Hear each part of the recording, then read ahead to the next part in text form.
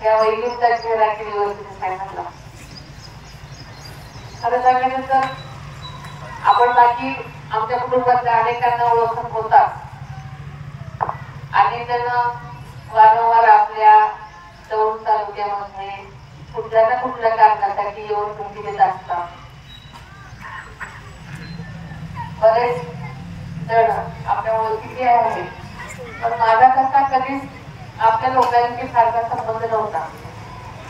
आपल्या विभागातील दौंड शुगर कारखाना असल्यामुळे तिथे मी कुठल्या ना कुठल्या कारणाने मला विठ्ठल बाबांनी बोलवल्यामुळे काहीच माझी ओळख होती. पण तसं या भागामध्ये फारसं मला तुमच्याशी भेटायचं होतं तरी प्रसंग नाही आला. पण आज या निमित्तानं पहिल्यांदाच या गावामध्ये तुम्ही मला सगळ्यांनी भेटण्याची बोलण्याची संधी दिल्याबद्दल आणि सरपंचाने माझं चांगलं स्वागत केल्याबद्दल मी सुरुवातीला आपल्या सर्वांना मनापासून धन्यवाद देते. आदरणीय दादांनी फक्त दौंड तालुक्यापुरतच नाही तर संबंध महाराष्ट्रामध्ये सगळ्याच ठिकाणी कुठेही जा विकासाची गंगा गंगीगोळापर्यंत वाड्या रस्त्यावरती आणि डोंगर दऱ्यापर्यंत पोहोचवलेली मी गेल्या काही दिवसात बघितली. कारण तुम्हाला माहिती आहे की लोकसभेच्या निवडणुकीचे तिथून वाचलं आणि मी गेल्या 15-20 दिवसापासून बारामती लोकसभा मतदारसंघ म्हणजे 6 तालुके मुळशी, वेला, भोर, खडकवासला आणि आज आमच्या दौंडमध्ये आपण आलेलो आहे. पण या सगळ्या तालुक्यामध्ये फिरताना भोर मुळशी म्हणजे अगदी डोंगर दऱ्यामध्ये गेलो, काल खडकवासल्याला गेले, शहरी भाग सगळा, आज दौंडमध्ये सगळे बघा आणि सगळीकडे सगळ्यांचा मी पहिल्यांदाच हा सगळा मतदारसंघ इतका बारकाईने फिरले.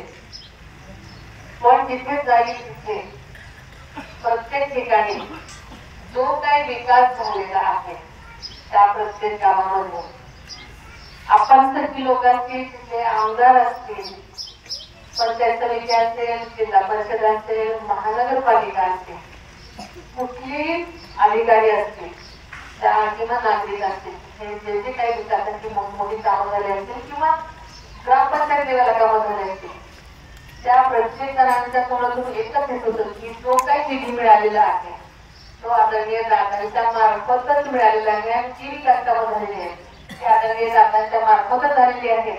भले मग ती रमेशप्पांच्या मार्फत का असेना किंवा आमदार साहेबांच्या मार्फत का असेना, पण निधी मात्र दादांनी सोडवलेला आहे. आणि मला इतकी माहिती नव्हती की इतका गल्ली म्हणजे गल्ली मुळापर्यंत विकास झालेला आहे. त्यासाठी आदरणीय दादांची मदत झालेली आहे. अनेक ठिकाणी फक्त निधी पोहोचण्यापर्यंतच नाही तर सुखदुःखामध्ये सुद्धा आदरणीय दादा प्रत्येक माणसांची जोडली गेलेली आहे.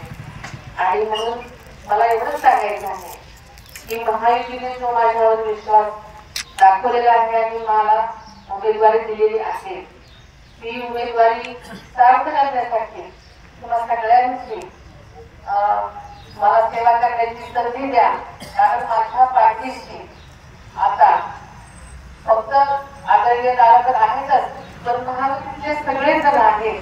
त्यामुळे नक्कीच ज्या तुमच्या काही अडीअडचणी शिल्लक राहिल्या असतील त्या नक्कीच पूर्ण करण्यासाठी मी नक्कीच कटिबद्ध असेल आणि तुम्ही सगळेजण मला नक्कीच साथ द्याल या खात्री बाळगते. आपण म्हणाले की 95-90 पण मला इथे अनेकांच्या मनामध्ये अजून थोडीशी दिवसापर्यंत दिसते.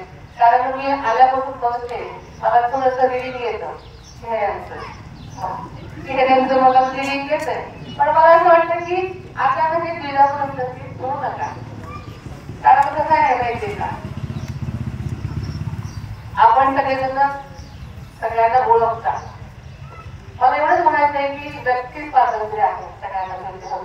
प्रत्येकाला त्याचं मत काय असावं त्याचा अधिकार आहे.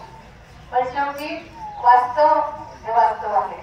प्रत्येकाला आज जनता सुधार आहे, प्रत्येकाला भलत आहे हे कळतं. त्याच्यामुळे आपलं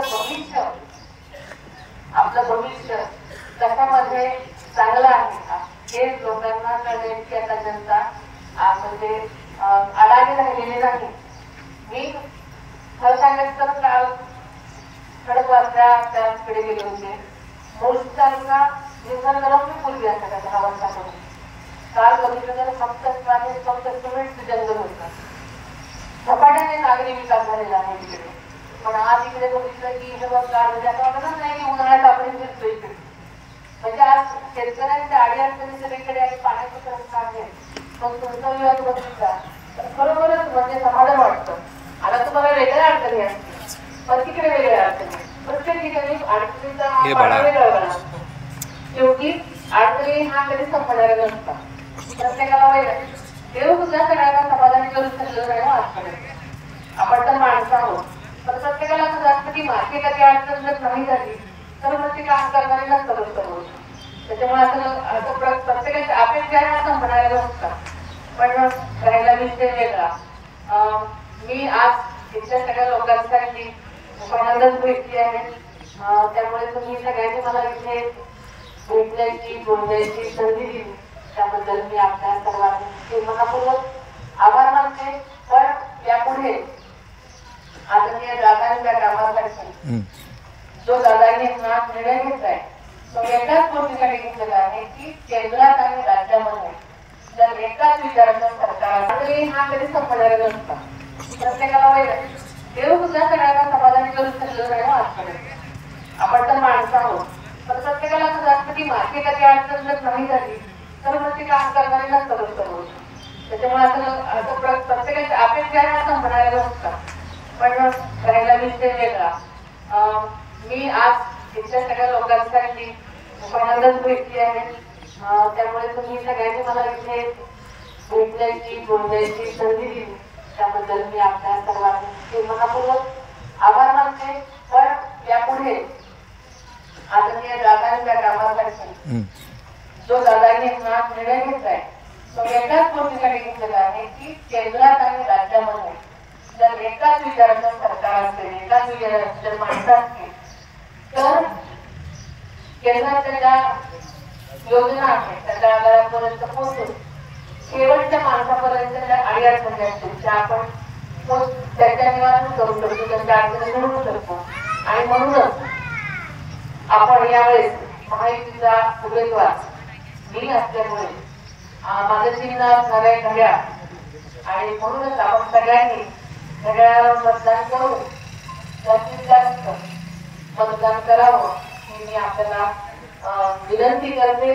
कारण घड्याळावर मतदान म्हणजे विकासाला मतदान.